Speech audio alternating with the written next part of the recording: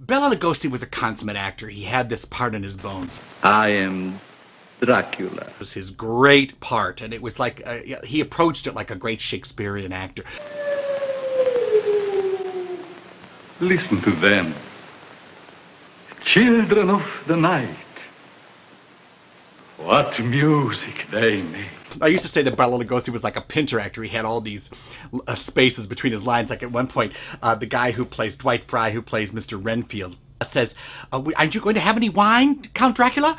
And Bela Lugosi says, I never drink wine. Good night, Mr.